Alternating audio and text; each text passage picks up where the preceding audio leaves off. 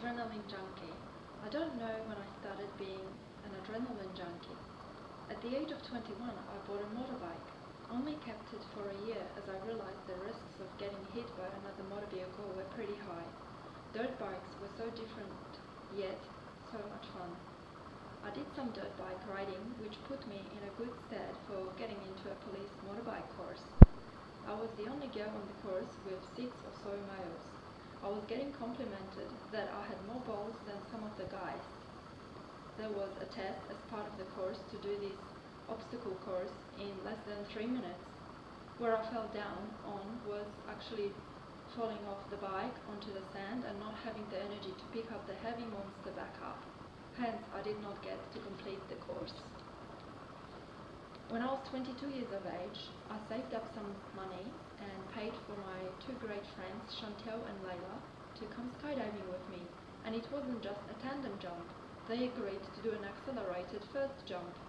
This involved 10 lessons over an 8-hour session, as opposed to a short briefing for a tandem jump. We were issued with student parachutist licenses through the Australian Parachute Federation for 3.5 months. I knew that it was highly unlikely for me to continue on to subsequent jumps to obtain my master's in skydiving. Nevertheless, I liked the idea of not having anyone attached to me like in a tandem jump. I made the mistake of not jumping out first, 10,000 feet above ground, and Chantel was half out the door of the C-206 airplane. The other half of her body was holding on to her dear life. The instructors were triple checking with her if she was ready. She was in a panic mode. It even seemed like she was contemplating if to pull out from this one in a lifetime opportunity. I could not believe my eyes about what happened next. I saw the instructor push her out, and it wasn't in some third world country. I mean, things like this did not happen in Australia, or did they? This made me super nervous. I committed though, so I wasn't going to back down. My turn came, and I got my 45 seconds of free fall. Even at these speeds, my mind still functioned. My eyes scanned from ground to horizon to my altimeter as taught to me some hours earlier. I poked my tongue at the 2 jump masters on either side of me. This was part of the plan at 5,000 feet. The training kicked in, and I pulled the ripcord at 3,500 feet. While the parachute was opening, it jerked my body, and my heart was pounding so fast.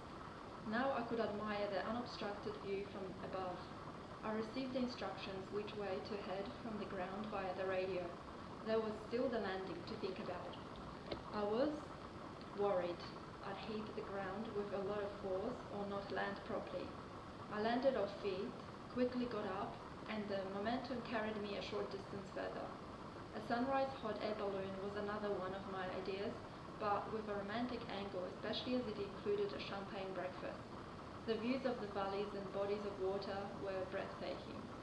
I bungee jumped from Auckland Harbour Bridge in New Zealand some years later. The best part for me was leaping over the edge. I agree with the bungee operator that it was an instant injection of adrenaline. Once I was hanging upside down, the bungee component did not seem scary to me though. Some of the other adrenaline activities I could cross off my bucket list are a helicopter ride in New Zealand, climbing Sydney Harbour Bridge, a flying lesson on a small plane, diving with the sharks, abseiling, paintballing, quad biking, and even driving a police van with lights and sirens in the course of my duties. I couldn't believe someone invented yet another euphoric activity, flyboarding.